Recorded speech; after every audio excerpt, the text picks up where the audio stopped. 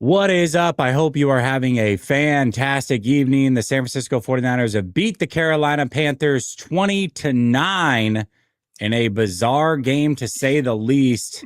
David and I are going to break it all down next.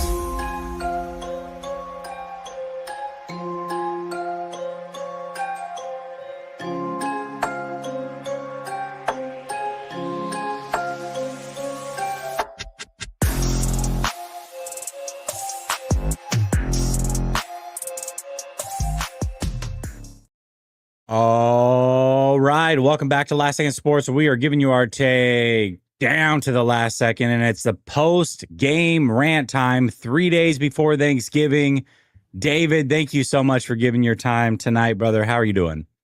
Hey, man, it's Monday. I got one more day of school tomorrow. Family's coming up tomorrow. Snow is hitting Minnesota tomorrow night. Winter is coming. It was 48 degrees. They balmy 48 degrees today on the shore of Lake Superior. It's time to. I'm ready to roll. I'm ready to break down this game. What an offensive barn burner tonight! Just an absolute masterclass on how to play the quarterback position from both teams.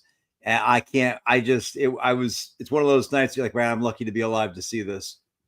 Well, I'll tell you what, man, it was an all-time game for sure. In fact, the interceptions kept coming in this game so bad that the stream got intercepted. You and I got our wires crossed. You were backstage on one other place. I was backstage in another. I didn't know if we were going to get the show off in time, but we did it, brother. We absolutely did it.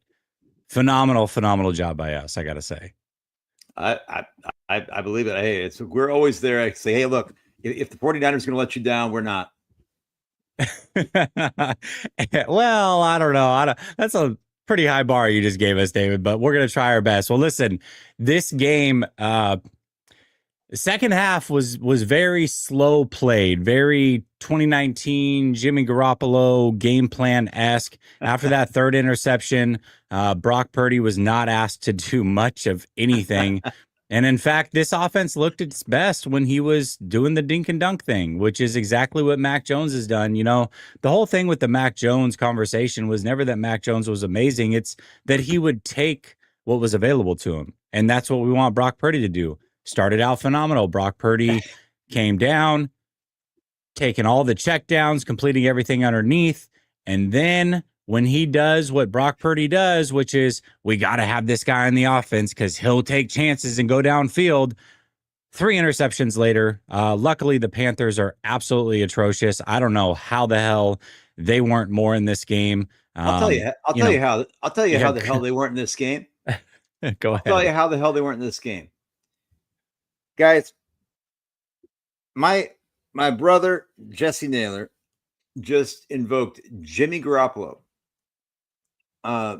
because Kyle Shanahan doesn't trust his quarterback. Mm-hmm. In the year of our Lord, 2025, in November, against an absolute buns Carolina team, down 3 starters, actually ended up being down 5 by the end of the game, by midway through the game.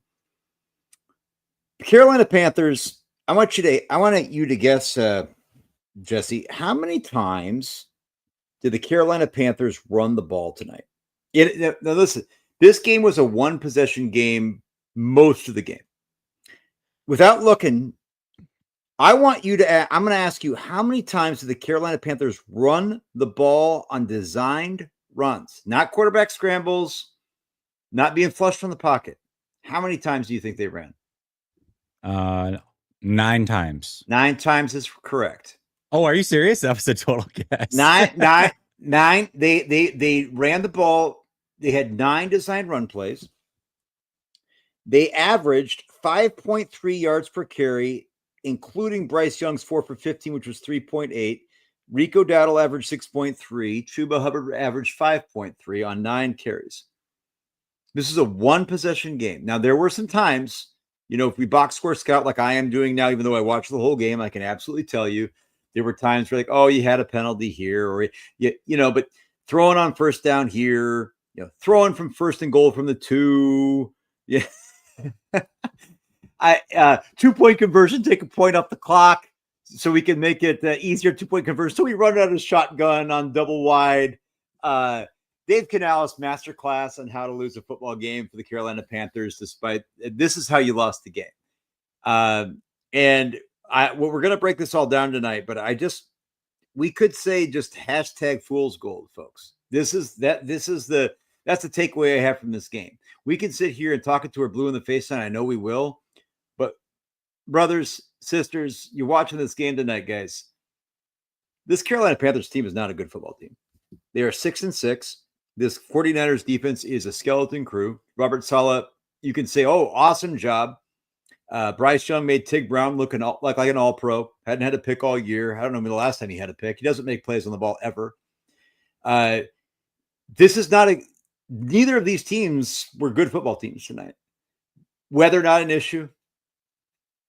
Playing like both teams trying to play for everything. That Baker Mayfield with a potentially labrum injury on his left shoulder. Carolina Panthers trying to take over first place. The Niners trying to control their destiny. Both teams coming out here acting like they want to give the game away. I mean, everything. You talk about the 3 interceptions. You talk about the CMC fumble that, I mean, God, I don't know how they didn't fall on that ball. Yeah, man, listen, I think this is definitely a story of more that the Carolina Panthers lost this game than the 49ers won it, I guess. But at the same time, it's like, what do you expect? Carolina's been an awful team on the road. But let's say this before we get in, because there's going to be a lot of Brock Purdy talk. This win was important. And you and I both talked about how this was a must win for the 49ers, if in both of our opinions, if they wanted to make the playoffs, because this game and the game against Chicago are the two most important remaining for the rest of the season. Now, the one against Chicago becomes less important because of this win tonight. But we both think that Cleveland's going to be a super tough game. We'll get into that a little bit later, but we think that Cleveland's going to be a really tough game. And then you've got Tennessee, which you should win that one. And then you got 3 real tough ones on the road, or to end the season, not on the road, but to end the season. So this game was a must win, and the 49ers got it done. Sometimes you don't win pretty. It takes a total team effort to go win this game. Now, obviously, you know, we're going to talk about Brock a lot until we're blue in the face, but ultimately the 49ers got the win in prime time, short week here. This was a must win, David. It really was. And they were able to pull that off. Yep. And I told you early in the first half, I texted you this is going to be an all-timer. It's still going to be an all-timer because I don't care. I don't. Like, well, I told you this. I tweeted out before this is a must win. And yeah, you're going to win ugly and things like that. Guys, people have been perseverating on the fact that, there's a dearth of elite juggernauts in the NFL this year. And I've been seeing some tweets out there that the 49ers have a formula for success. What? Throwing 3 interceptions, fumbling another one that should have been recovered by the defense, and lucking into a victory where you're averaging 6 yards a pass, you averaged less than 5 yards a play against a team that was averaging 6 yards a rush on limited sample size, even though they could have done it all night. Guys, like, I've seen this movie before. You invoked Jimmy Garoppolo already. We've got a coach who has a quarterback on the sideline who played admirably in spot duty for 7 weeks. What was it? 8 weeks? I can't even remember now. Mac Jones. Seems like 10 years ago, because you've got a quarterback who almost threw 5 interceptions in the first half. You're unwilling to actually go to your potentially hotter hand. And I know I'm kind of bloviating right now. I'm going off script, but this is where Jesse and I might, and I'm not saying that we do disagree, but I'm disagreeing on the premise. I reject the premise. Like, this idea that winning pretty matters. Yeah, I mean, a win-loss, but look, when this team goes up against a good team with this quarterback play, I've seen this movie before, and I'm not in the mood to celebrate this victory. I'm just not. I don't feel that. And we're going to talk about it more, and we'll tell you more. I'm just, yeah. No, listen, and I have to acknowledge the win, because to come on here after a win and to not even mention that that's happened, basically, It's going to be an all-timer, David. It really is. But I had to at least mention the 49ers won. Going into this game, we said it was a must-win. Um, we'll talk a lot about really everything, but let's just get into it, man. Let's Please, talk about Brock Purdy and his 3 interceptions. let's. Um, this was laughable at times. It really was. I got to tell you, I watched the first half. My son is 11 years old. My youngest son is 11 years old. They go to bed around 9:30. I'm on the Yep. East Coast, so basically the first half of the game is what my son got to watch. We start the game out, and he's like, uh, is Brock still playing? And I said, yeah. Mind you, he's a Ravens fan, 11 years old, right? He doesn't know the ins and outs of everything in football, but he's like, is Brock still playing over Mac? And I said, yeah, he's still playing over Mac. He's like, you guys might lose this game because of that. And I was like, okay, chill out. Like, come on, like, calm down a little bit. Like, I get it, whatever. Brother, I'm telling you, two of his interceptions is because you know how when you're watching the game and it's not on all 22, we're just watching the game. You see the ball released, it's a shot downfield. You don't know the result yet, right? And Yep. this was the scariest thing with Jimmy Garoppolo back in the day, and this is why I invoked him, is because when Jimmy would release the football, you're like, oh God, please, please don't let this be picked off. Like you just started expecting interceptions towards the end. My son on two of those interceptions, David, as he released it, goes pick. Yep. He called it pick twice. It's the funniest thing in the world. I'm just like, oh my God. I didn't know what to do. I literally just laughed because he called it. He knew exactly what was coming. And obviously, again, he's 11. He's not a 49er fan. He has no dog in the fight. He just thinks it's the funniest thing in the world. He's like, I don't understand what the 49ers are doing. They got a pretty good quarterback that protects the football and was winning football games with them. Why are they paying Brock so much money? Why is he on the team? Like, this is how he talks, right? As an 11-year, he doesn't understand Yep. salary cap and all the things that go with it. But he's right. Sometimes things, David, are as simple in life as children make it out to be. As adults, we overcomplicate things and we try to find the reasons and nitpick this. And it's like, oh, we're so smart because we're adults. Sometimes it's as simple as what children make it out to be. And Yeah. that was the lesson tonight, was my son at 11 years old who doesn't Yep. know all the ins and outs of the team, doesn't know the ins and outs of the league, just simply is saying, why is this guy your starting quarterback when I'm sitting here predicting interceptions and anytime he releases the ball and he goes deep? Like that's basically what this comes down to. It's crazy. My son, who's 12 years old, he's in 7th grade. He was sitting across the couch from me. He's a good artist. He's sitting here drawing. He's just kind of in the zone. He plays football. He's not a big spectator football person, but he loves football, loves playing football, loves playing basketball. He sits there. He looks up nonchalantly, sees the second pick. He's like, you need Mac Jones. Goes back to sketching. And he was right. And like you just said, Jess, like sometimes the adults in the room, I mean, like I said, we've got adults in the room that are paid millions of dollars to coach NFL football. And Dave Canales made two boneheaded plays from the 1 yard line, a 2-point conversion on 1st and goal, that completely changed the landscape of this game. And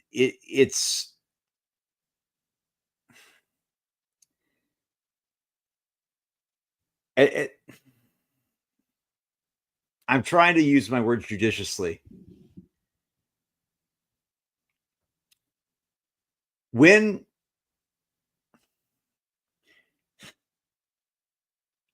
as the audience can see, I'm almost at a loss for words. I know what I want to say. At what point do the people who keep saying that draft slot is the reason why Brock Purdy doesn't get the credit, what point do those same people stop talking about the draft slot when we are comparing him to the replacement level quarterback sitting on the sidelines in Mac Jones? Y'all, these picks weren't. J.C. Horn is a great player. There wasn't a single play that was actually picked off that wasn't a Brock Purdy mistake. One of them, I mean, Jesse, you tweeted out live. It's like, hey, not a bad decision. You just don't have the arm strength. Everything's a floater. Guys, by the grace of whomever you believe in, Brock Purdy should have had 5 interceptions in the first half of this football game. And the only reason he didn't have more is because Kyle Shanahan took it out of his hands. Said the only way you're throwing a ball is on play action rollouts into the flat. I'm not going to give you a chance to drop back and make any type of decision where there's not anything that's just a complete soft spot in the zone. You can't win in the NFL against this. And we can talk about till we're blue in the face about NFC opponents not being who they are. Guys, even in the AFC, this is an embarrassment of a football game. Tonight, what I saw between Bryce Young and Brock Purdy, this is JV football. And next week, you're going to go to Cleveland. You're going up against Shadir Sanders, who was we'll talk about this later too, my QB1 in the class in a really bad class and against a good defense. And the Niners still, despite the weather conditions, should win this game. You have more talent. I mean, so this team could be 9-4 going into bye week. That should be celebrated. And yet, I'm sitting here watching this thinking like every single pass, like your son said, you're thinking pick before the ball's even out of his hands.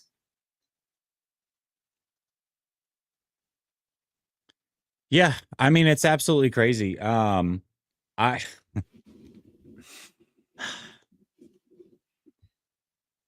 excuse making still for Brock Purdy has been wild. It's like a social experiment every time. Every single time you watch him play, the injury excuses for him. Brock Purdy gets up before the game starts. He's interviewed. He's asked about the injury. Is he limited or anything like that? Nope. Feel great. Everything's fine. Then he has a really, really good play to break contain from a clear free rusher early in this game. Breaks contain, shows that short area speed, runs for a first down, looks really, really good. Nobody says anything about a toe injury then. Then all of a sudden the picks start coming. And it's toe injury. Oh, he's hurt and this and that. And what do you expect him to do? Players play hurt in this league. That's what they do. Yep. They play hurt, and you can either play or you cannot. And if every time Brock Purdy has some sort of injury, he cannot play up to snuff without turning the ball over multiple times on a pretty regular basis, then that is not proof that, oh, he's a good quarterback when he's healthy. That's proof that you, once again, shouldn't be paying this guy or playing this guy. That's all that's proof of. Right now, Brock has played 4 games this season. 4 games. In those games, he has 8 touchdown passes and 7 interceptions. 3 of those 4 games, he's thrown multiple interceptions. In 3 of the 4, the only game that he looked good was against an abysmal Cardinals defense, who is missing some of their best players in that game as well. And everybody was up here victory lapping Brock like he was some sort of savior. Oh, I mean, it's no coincidence that in his first game back, they scored the most points they've ever scored. What did Mac do against the Cardinals? That's all we heard all last week. No context. No, hey, the 49ers started in Cardinals territory in 4 drives. None of that mattered. So then when the tables are turned, because how quickly the NFL moves along here, and we get to see him versus a somewhat competent defense, and he throws 3 interceptions. By the way, they're not even that great of a defense. They've forced 7 turnovers all season long, and they got 3 tonight on Brock. Probably would have had more if the game plan had stayed the way that it was and J.C. Horn hadn't gotten hurt. Probably would have had more. They would have had more if 2 interceptions didn't go through their hands. 2 interceptions went through the Arizona Cardinals' hands last week. In week 1, Rick Woolen had 2 interceptions. If he knew how to play, if he just stopped, like if he didn't forget how to play football. Like we're talking about, and these are just 3 games. I'm sure I'm missing something else. Like we're talking about 6 picks that should have happened, no doubt about it. in 3 games on top of the 7 picks that he's thrown in these small sample size. Guys, there haven't been touchdowns dropped. This is who he is in the last 22 games, guys, folks. This is who Brock Purdy is. And I don't want to hear it because Kyle Shanahan is the king of, well, he'll probably not be healthy the rest of the year. You know what that was, folks? You know what that was? Hedging his bet. 100%. But it's not just hedging his bet. It's that easy out. It's the same thing that John Lynch and Kyle are doing right now with like, oh, if Brandon Ayuk, we'll talk about that later too. If Brandon Ayuk wants to come back, he can play. Stop it. Brock Purdy is plenty healthy. He's plenty healthy. And we can say, oh, there was a time I think we were looking, oh, he did that quarterback sneak and he looked like he was cringing. Well, you know, Christian McCaffrey looked like he was cringing on 3 plays that he was getting up to. Brock Purdy looked just fine evading pressure on 1 play and avoiding a sack and getting like a 10-yard gain. But yet he still only averaged 2.7 yards a carry, and he was sacked 0 times because he wasn't under pressure tonight. But yet he still threw almost 5 interceptions. He threw 3 legitimate ones with 0 pressure in his face on any of those passes. Literally, nobody said shit about his injury last week. Not a single peep. And you know why? Because he played well. The moment he doesn't play well, it's, oh my gosh, he's so hurt. Oh, poor Brock. No. Every single time. He box score scouted well last week. Like, if he throws those 2 picks, like, and I'll say this, to be fair to Brock tonight, I thought it should have been 5. The 4th and 5th, the 4th should have definitely happened. The 5th should have happened if the D-back didn't think that Brock was so stupid with the pass. In the Arizona game, those 2 picks were like, this isn't even a debate. This isn't even we don't count almost interceptions. Okay, yeah, well, actually they do. There's a stat called turnover-worthy plays. And those aren't even like for sure interceptions. Those are just turnover-worthy, which is a pretty low bar, but still relevant. In the Arizona game, these were like, ball hit me between the numbers and I dropped them. Okay. In a game where Jacoby Brissett set the NFL record for most completions in an NFL game, and the Cardinals had nearly 500 yards of total offense.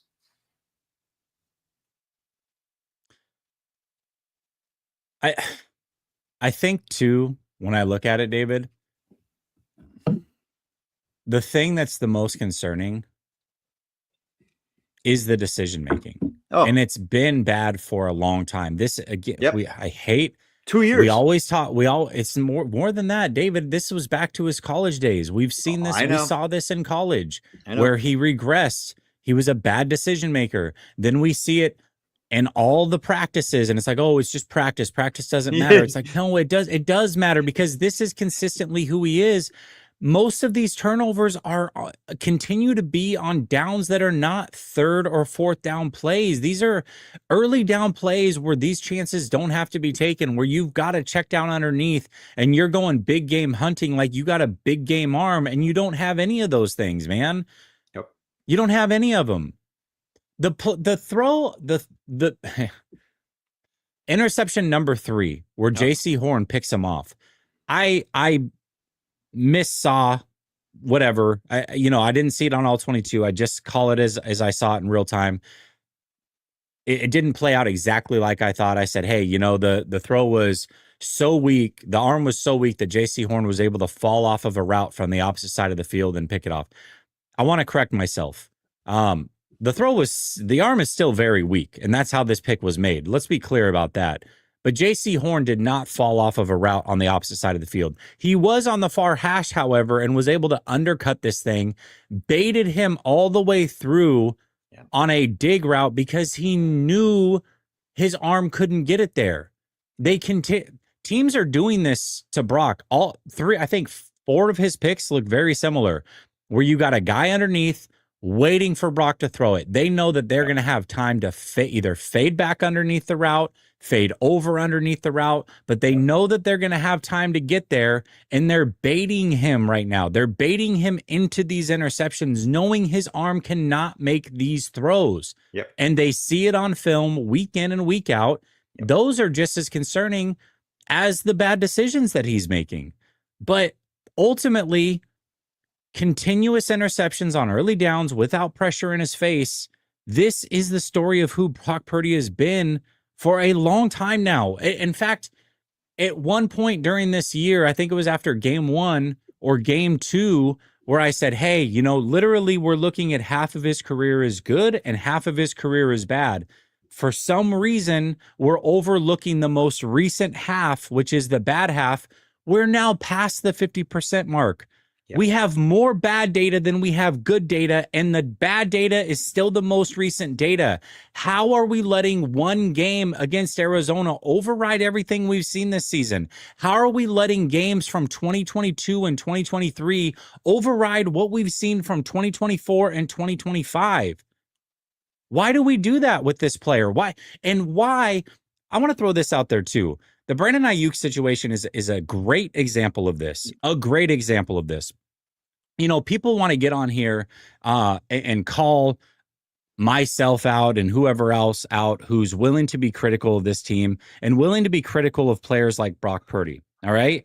These same people will get online the moment that a player is potentially off this team, like Brandon Ayuk, and say the most foul things I have ever read in my entire life. Yep. These same people police criticism, light criticism. Nobody's attacking Brock Purdy as a person. Nobody is going after him as an individual. We're simply talking about him as a football player. That is off limits, but these same people will get under a Brandon Ayuk tweet and say the most foul things I've ever seen. It's crazy to me the way that we are allowed and are not allowed and policed in how we can and cannot talk about this team. I'm just telling you what I see, man.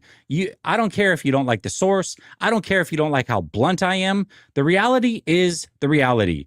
This is who Brock Purdy is. This is who he's always been. This is who he's always going to be. So you can cope and make the excuses with the injury. Yep. And, if we just stack the team around him, and, if his offensive line, no, he's a bad decision maker. A bad decision maker. He's got a game manager skill set and a gunslinger mindset, and those long-term do not play in this league. They don't. That is who he is. That's who he was towards the end of his college career. That's who he is in practice. That's who he's been for the better part of 2 football seasons, period. Hashtag game manager skill set, gunslinger mindset. Oh, Jesse. Okay, that was look, guys, and I know I'm not even looking at the comments because I won't read them. I can't even read them because I'm a boomer. I don't even know. I got my laptop up. I don't want to see them. Bless you. But the idea that can't you enjoy a win? 8-4, man. And it's like, guys, again, we've seen this movie before. Everybody and their mother knew that this was the easiest schedule on paper. And actually, this is one of those seasons where people have said, hey, wait till you play the games. No, actually, this season, the easiest schedule on paper has actually translated to the easiest schedule on paper being reality. Okay. The only game that they pull a rabbit out of their hat was, Mac Jones was playing quarterback against the Rams. Okay. The Rams, like the consensus best team in the NFL. Okay. That's it. Everything else, guys, is going against the JV All-Stars. Every single other game. This Carolina Panthers team isn't going anywhere. The Tampa Bay Buccaneers, if Baker Mayfield can come back healthy, they're going to run away with this division. Like, I thought the Carolina Panthers might be feisty tonight. I saw this game tonight. There's nothing about the 49ers defense that I saw tonight. It's like, oh my goodness, they really shut these guys down. No, it's Bryce Young playing like buns. It's Dave Canales making boneheaded decisions inside the 5-yard line. And when I look at this 49ers offense, guys, averaging less than 5 yards of play. Christian McCaffrey, again, getting spammed. Getting absolutely spammed. Hey, Jess, do you know how many average yards per carry he had tonight? Take us a wild guess. 3.3. 3.7. And did you know that his season average? His season average. Do I feel like this is like we're going to start calling this last second Groundhog Day. Okay. We do this every game, and every game, it's the same thing. Yeah. 24 carries for 89 yards. Okay. 31 touches tonight. Ricky Pearsall, 2 receptions for 6 yards, 1 carry for 2.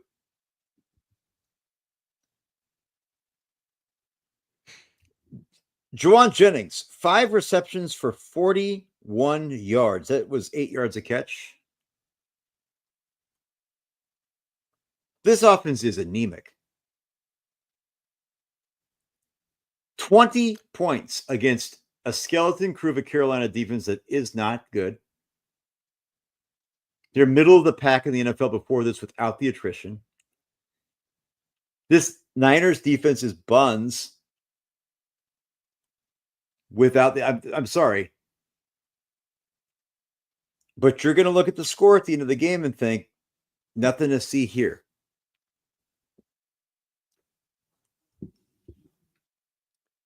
I can't get excited about this team. That first drive, CMC, am I tripping? Did 9 times. Like 9 times. I was going to say 10. I thought he had 10. It was the 9. It was the most 9 touches. It was the most touches of any NFL player in the first drive of the game in the NFL season. It was the most touches he's ever had in one drive.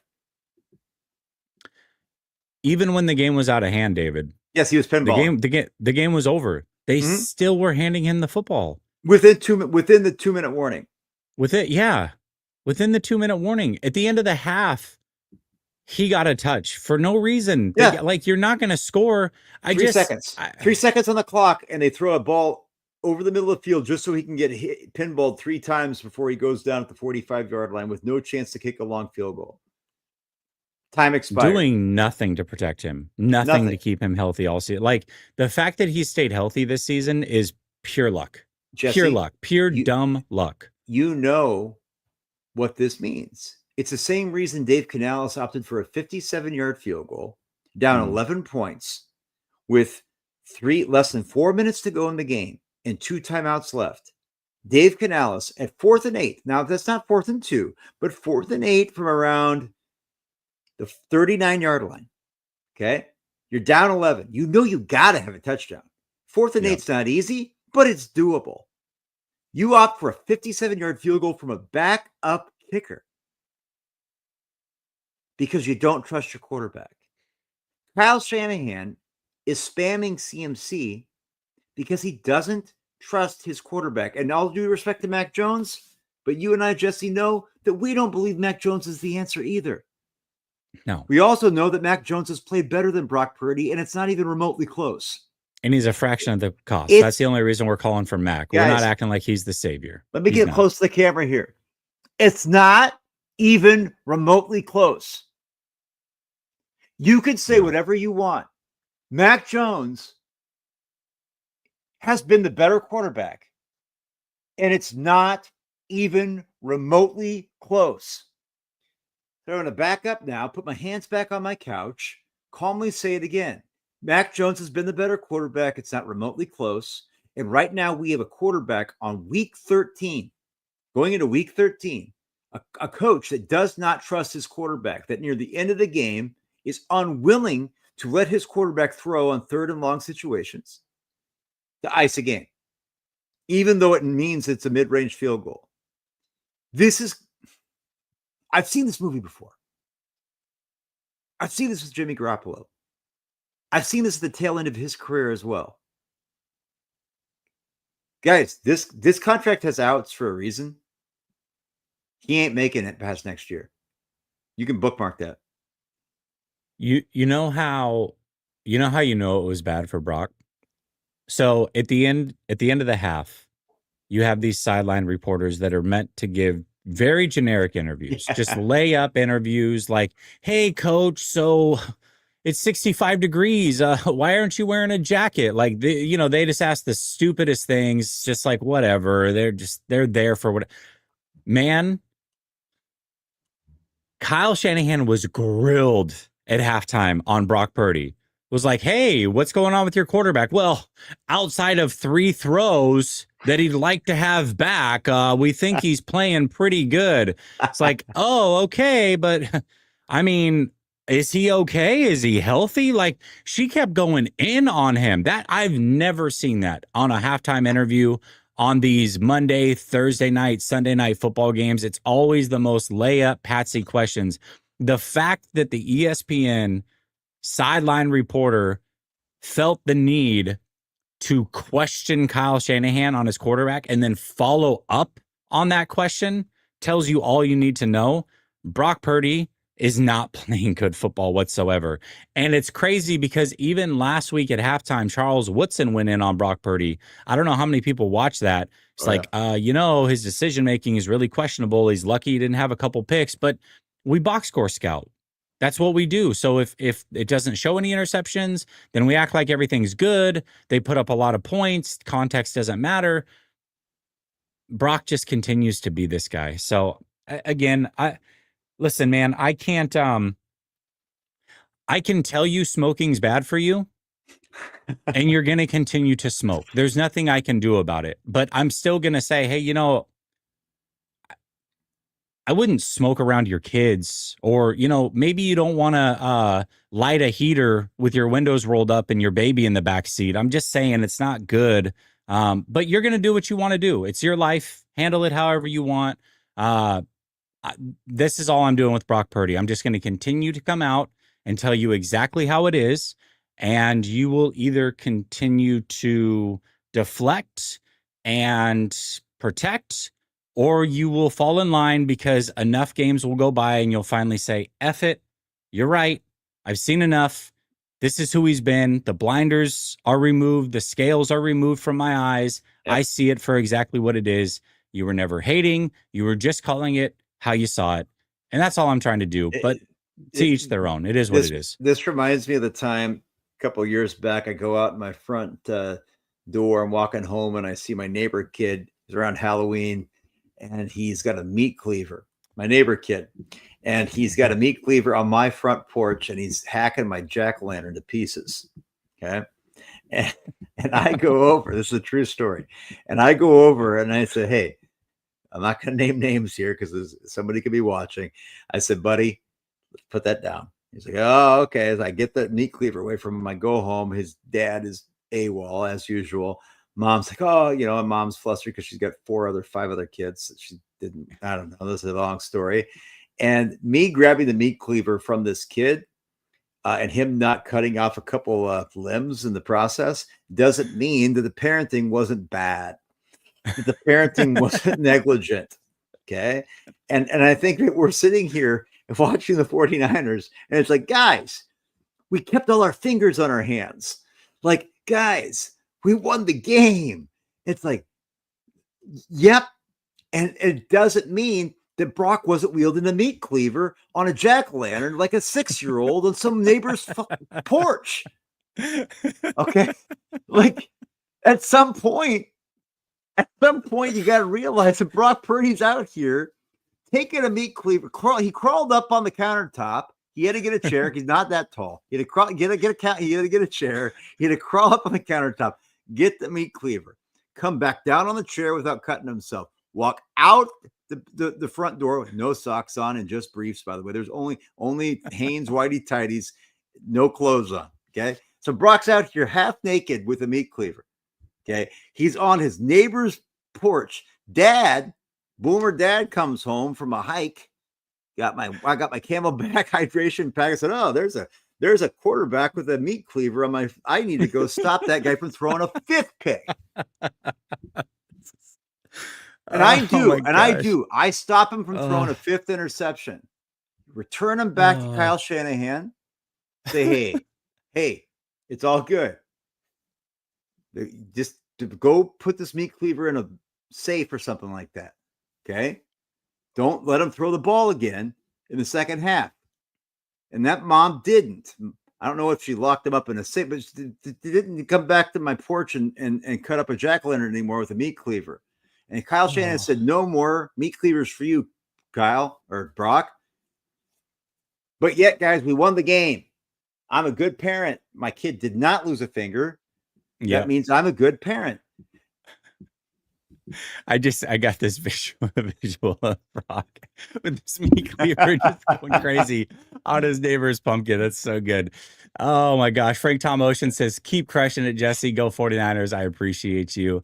Alex with 2X's says, Brock should be leading the MVP race after the Stafford-like performance from Purdy. David Lombardi, probably. Oh, all day, every day. Kim says Brock rocks another top elite performance for sure, for sure. Junior says still injured. Russ, same old trigger happy Purdy. Yeah, man, it ain't good. He comes back and says, I don't understand some fans protecting Brock. He's buns, 3 picks and almost 5 total. Lucky Horn was hurt in the second half. He's not it anymore. Actually, I'm going to save this one because we're going to talk about Cleveland. I'll come back to that one. All day, every day, Kim says Brock is playing like he's not worried about his job one bit. You can see the body language, and there lies the problem. He's too comfortable. Yep.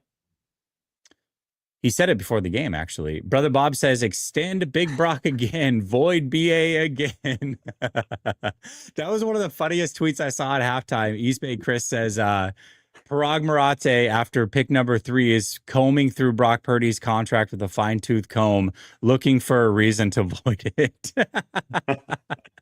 So good. GTC Real says, I knew he'd throw 2 tonight, but 3? What the hell? Yeah, man, I get it. Brother Bob says, Brandon Ayuk made Brock Purdy look good. Facts. Oh, yeah. I think CMC helps. GDC Real says, well, at least Garrett isn't a threat next week. Garrett's a bum. You can bookmark that. Oh, it's going to be bad. Junior says, paid Brock off of past success, not recent. Why? It's what they do. They always pay guys coming off their big years like they're going to continue to be that, and that's not the way it is. Mom Goes Grocery Shopping, that's a heck of a name, says Mac has played tougher defenses as well. Yep. It's true. He has played tougher defenses. That Rams defense has looked pretty damn good the last couple weeks. And Mac Jones made it look like it was nothing. And I know you got a brother, Bob, here's the thing, though, like you just said. We're talking about Brock not scrambling, averaging 2 yards a carry on those situations. He didn't get sacked tonight, but Mac Jones also didn't get sacked in his previous game. Like, Brock's not pushing the ball down the field. When he does, he's throwing interceptions.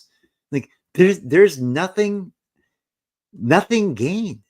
Like, Brock has not added in this Arizona Cardinals game is the same thing. There's nothing gained with Brock playing in these games. And everybody was a Pyrrhic victory last week. Oh, 41 points. That's the Brock Purdy factor. Yeah, that's it, guys. You see, like that was all Brock Purdy. Yeah. Yeah, you called it. Special teams plays inspired football when Brock's on the field, man. Let me tell you. Yeah, it's funny because a lot of people are like, well, Brock Purdy comes back and they're pushing the ball down the field. When was the last time Mac threw the ball over 20 yards? The game before against the Rams when he had a 25-yard dig route to Jawan Jennings. What are we talking? Like, do we not watch the games at all? Like, I really don't understand it. Brother Bob says CMC will end with 1,111 touches because of Brock and Kyle Levy. Yeah, it seems to be trending that way. Propa says, felt like all of Brock's completions were short-range layups or guys schemed wide open. JJ McCarthy could have done that. A lot of quarterbacks could have done that. That's the problem. Niner Matt says Myles Garrett might break the sack record against us next week if Brock keeps holding onto the ball like he has. That's the other thing is Brock's not even making quick decisions. He's holding onto the ball like it's so.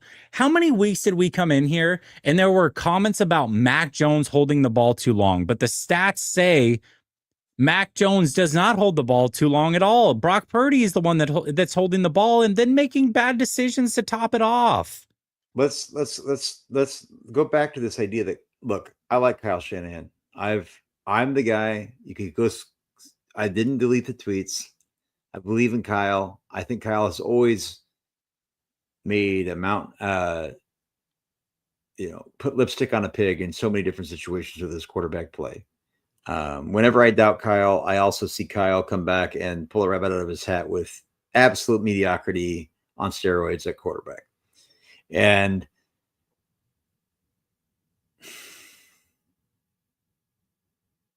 I don't get it. I don't understand this situation where the replacement value with Mac is that you have a quarterback in Brock Purdy that continues to make these mistakes. I had somebody argue with me, a friend of mine on the Twitter, on the TL, that had said, well, yeah, no coach would take out his QB1. Doesn't matter. You can add up as many picks as you want. They're not going to take out QB1.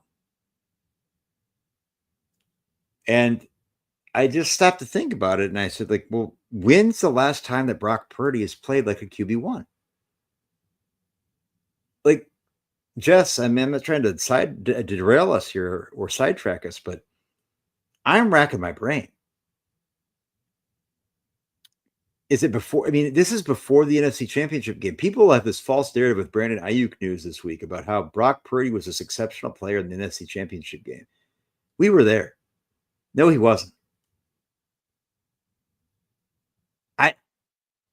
I mean, it's literally been since maybe the first playoff game in that against a garbage. I think it was who did they play in the first? I don't even know. They played the Packers. Remember, it was a tough game. Packers game, that was a tough game. But the game before that, though, that was the bye week. That was, they had a bye week. They were the number one seed. It was like week 18 against the Arizona Cardinals when like David Blau or whatever the hell his name was threw like 3 picks to Talanoa Hufanga.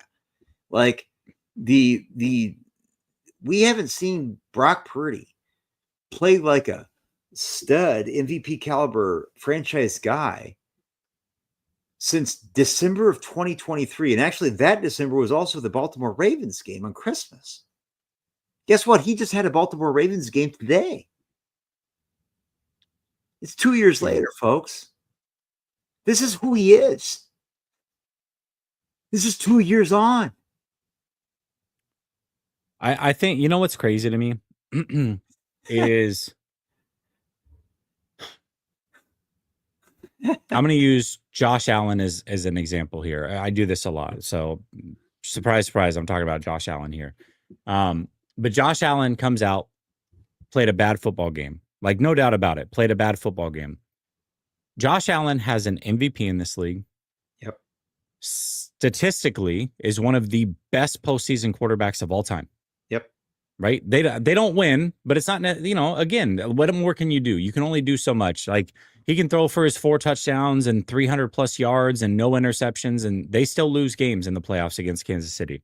Yep. Statistically, one of the best playoff quarterbacks of all time, has an MVP award, years upon years upon years, record after record, phenomenal football player.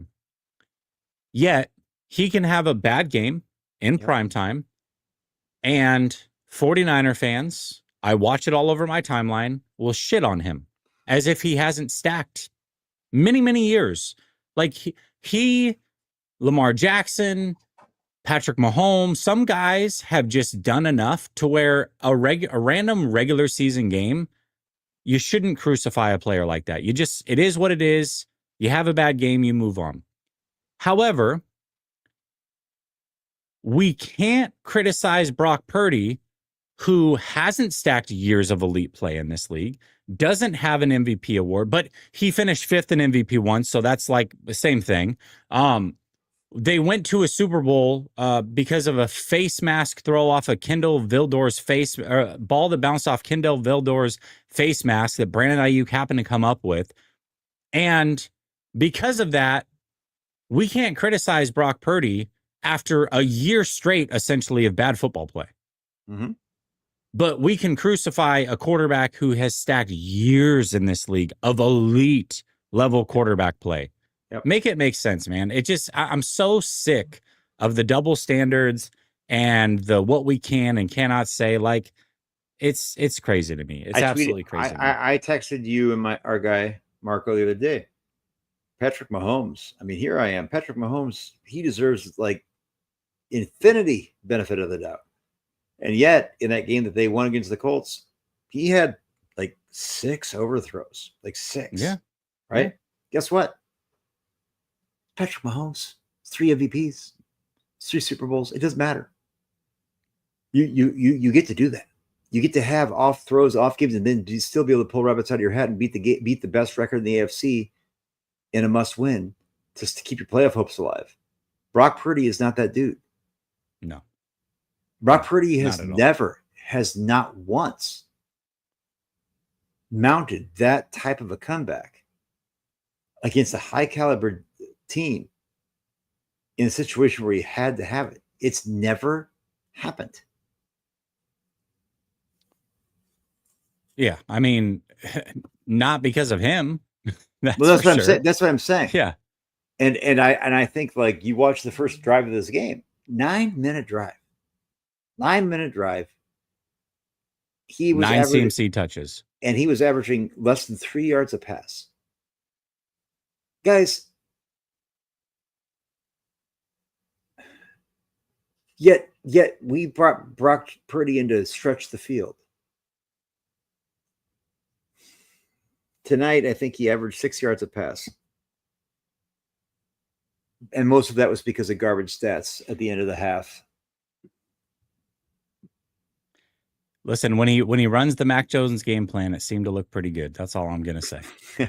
So I just throw it out there. Let's do some sleeper real quick. Get a 100% deposit match of up to $100 using promo code LSS. You can also get a free $20 play without even making a deposit if you use that same promo code LSS. Link is pinned to the top of the description. We got some Turkey Day football coming up in just a few days. We're going to take our freebie, Patrick Mahomes, speaking of, to throw for at least 1 passing yard. I think we can all get behind that. So now the question becomes, Josh Jacobs, does he get in the end zone? Jahmyr Gibbs, 65.5 rushing yards. Do we feel good about that? Mon-Ra St. Brown, 74.5 receiving yards. What are you feeling here? Yeah, no, I think Dan Campbell Dan Campbell is a classic meathead, but yet he ain't stupid. And I think it's Jahmyr Gibbs' season. I think Jahmyr Gibbs is the most electric player in the NFL. I think he's the best player in the NFL. I'm going to say that again. I think Jahmyr Gibbs is the best when the rubber hits the road. If you want a guy that's going to make magic, it's going to be Jahmyr Gibbs. I'd be shocked he doesn't hit over 165. I think he's getting to get 65. Yeah. Okay. Derrick Henry, we think he's going to score this week against a piss poor Bengals defense. Yeah, 100%. But I also think that Jamar Chase is going to do the same thing because T. Higgins is probably going to be. T. Higgins has already been ruled out with the concussion. I think Joe Burrow is coming back. I think it's going to be a big Jamar Chase game. So somewhere down the line, I think we got to put some money on this guy. Okay, perfect. Let's roll with that. We're going to enter. We're going to put $10 down for 7 times. I mean, look at that. Look at those guys. Mahomes, we got Jamar Gibbs, Chase, Henry. I mean, yeah, anytime TD on Chase and Henry. Gibbs, 65.5 receiving yards, and Patrick Mahomes just needs 1 yard. Seems pretty easy to me. I would tail us, but you can fade us. Do whatever you want, but just use promo code LSS. All right, let's get to the rest of these super chats. 808 Niner says, Purdy is a joke. His balls always sailed. He doesn't have the arm strength to drive the ball. What people call anticipation, I call just throwing blind to a spot and hoping no defender is there. It's the same thing that Tua does, brother. Same thing. Jason says Walter Nolan has more TDs this year than Pearsall. Jeez, man. Oh, Walter Nolan, man. The one that got away. Trey McBride. Personal foul. Savage says Purdy equals modern day Roma. I Romo wish. Was a pretty. I wish he was as good as Romo. All day, every day. Kim says, I was told on these 49ers channels I knew nothing about ball because me and others were saying Brock has been lucky with drop picks 2 years ago. Dropped interceptions don't mean anything, man. Even though it points to a repeated offender of bad decision making, it doesn't mean anything. You know that all day, every day, Kim. What's up, Keith? He says Jennings didn't do enough to that guy at the end. Yeah. Listen, Jennings getting in the end zone though was pretty tough. Chunderboy says to say it's not even close as nonsense. Are you talking about between Brock and Mac? It's not close right now. Mac is the better quarter. Mac's playing better not football. Saying, look, Brock has played better over his career. Nobody's debating that. Contextually, though, we can also argue about who's played with whom. The bottom line is with the same team, with actually, Mac has played with less than Brock has. Mac has played with the same offensive line, the same skeleton crew of defense, and he's gone up against stiffer defenses, and he's executed this offense with more precision and more consistency and more reliability. Period. Yep, absolutely. And even if it is close, Chunderboy, that's not where you want to be for a guy that you just gave a long-term contract to be your franchise quarterback. 2 years, $8.4 million, $256 million. Somebody do the math for me. I'm from Iowa. I don't know. Yeah. One's a little bit more than the other. Okay. Monza says arm talent is rabbit foot attached. Brett Favre without the arm limits the offense with physical ability. I said all of this after his 23 season that the fans haven't met the player. They are dropping the picks. Yeah, 100%. Listen, man.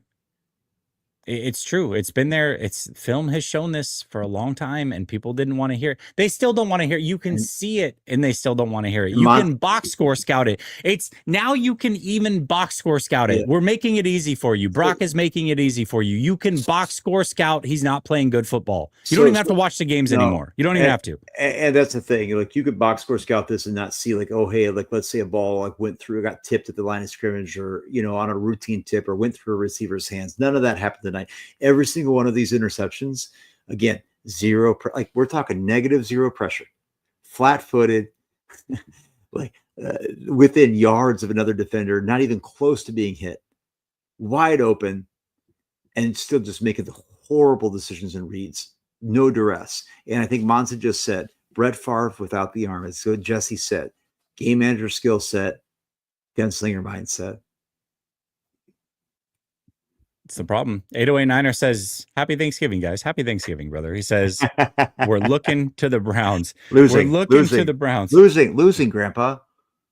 Oh, wait. Well, what does it say? Oh, losing to the Browns. Yeah. I thought he said looking. Listen. All right. Okay, glasses, hold on. Man. I thought he was saying I thought he was giving us this one here. I know you've got a little gray in the goat. Cincinnati.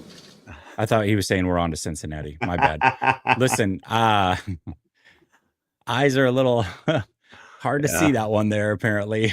Prophet says, I feel like Jair Brown has been having a solid year. Even before this game, he saved us today. Listen, Jair's been good for parts of this year. He was really good his rookie season. He's been up and down. I'm happy for Jair Brown. I will say the second pick, definitely probably a little bit of a hold there on the top of that route that allowed that to happen. But listen, he was in the right place. Jair Brown, I'm happy for him, man. He needed that. He did. He really needed that. And I respect that, Prepa. I will say this, though. I like J.C. Horn. J.C. Horn played smart defense in the situation of the first pick. That was all on Brock Purdy. So this is why Sauce Gardner got crap for never getting interceptions. Deron Bland, and I know our guy's guy, right? Oh, he's at X amount of pick sixes. Talent, like most turnovers for a lot of these D-backs are just quarterbacks' bad decisions. We saw last week where I said, hey, these guys dropped it. It was like, look, Jair Brown is routinely out of position in coverage. Jair Brown has given up so many situations where there have been big gainers. And I do understand, I'm not trying to dog on you, but I do think that we need to remember that a lot of these pick plays are really just got to start crediting the quarterback for making a bad decision. And both quarterbacks tonight just could not get out of their own way. Both quarterbacks just looking like D-League quarterbacks. Yeah, it was pretty bad. It was pretty bad. All right. Prophet says, I feel, yeah, we got that one. My bad. I'm out on Brock. You have been right, Jesse. Well, I appreciate you, R. Bernard. I appreciate you. Listen, this is not like Yeah. I'm trying to prove myself right. Like, that's not what I'm trying to do. I'm not trying to grandstand on the fact that I've been right. I just want to shake some sense into people, man. I don't know how many months, years we have to watch this happen, and people just don't want to believe it, man. Like, Why is it hard for I have a closet full of clothes and I have one 49ers jersey and it's a Brock Purdy. Um, it's easy for me to agree with our Bernard here.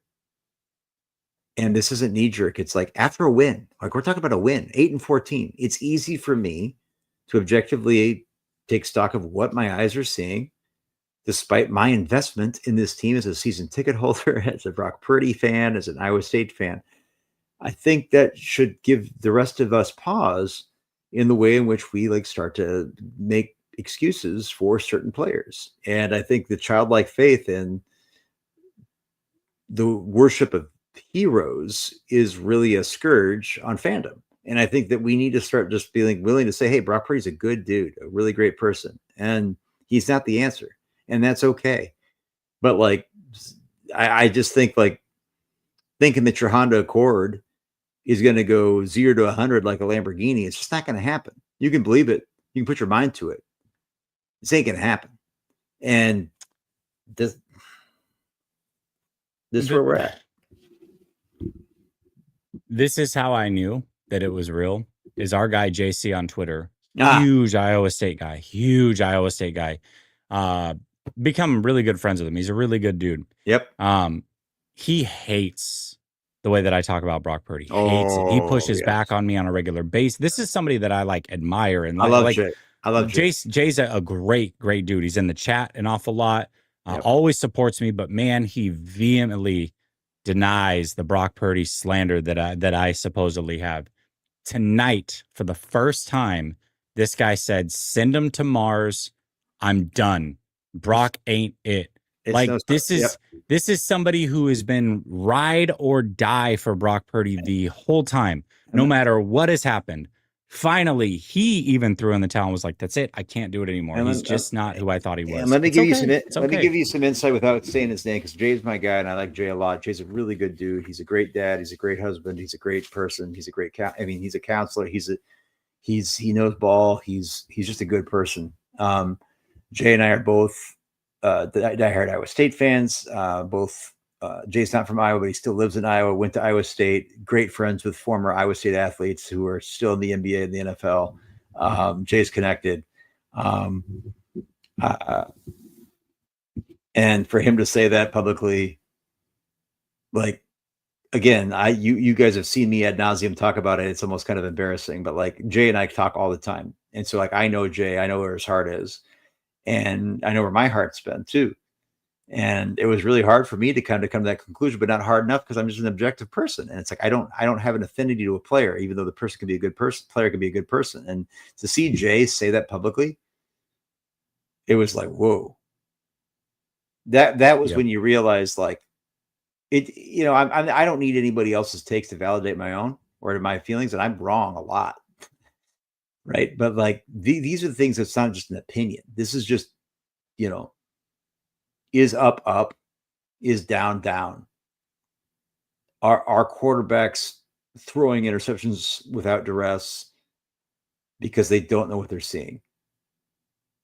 Time and time again, with the blessing of having a guy like Kyle Shanahan there to scheme everything open, and yet you still shit the bed. To see Jay say that, it was sobering. Yeah, it really was. Savage says, "How do we continue to have fans that love the QB more than the team?" It was the same ish with Jimmy.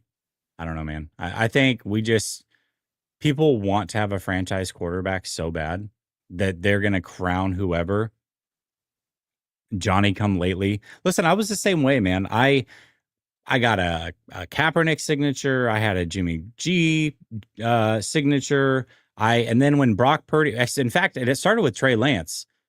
I was like, man, I really like Trey. And I remember my wife at the time was like, hey, for Christmas, like, Trey Lance, you want me to get a signature? And I said, pump the brakes on this one. I said, let me get a franchise quarterback before I get the next signature, because I've seen this too many times. As much as I like Trey, I was like, nope, not going to do it. I don't want it.